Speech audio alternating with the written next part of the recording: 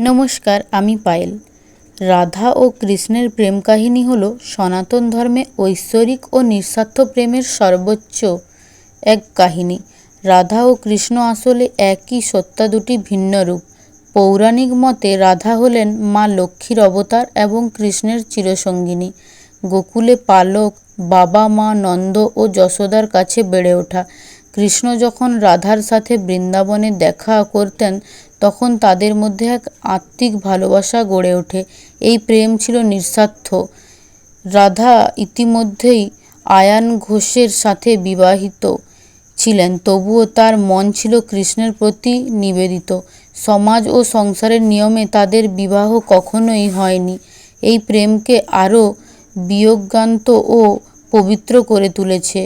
কৃষ্ণের বাঁশির সুর শুনে রাধা সংসার ভুলে ছুটে আসতেন। এই রূপটি তাদের প্রেমের তীব্রতা নির্দেশ করে, চিরন্তন প্রেম। ভিডিওটি ভালো লাগলে অবশ্যই একটি লাইক করে দিও। দেখা হচ্ছে নেক্সট ভিডিওতে। টাটা।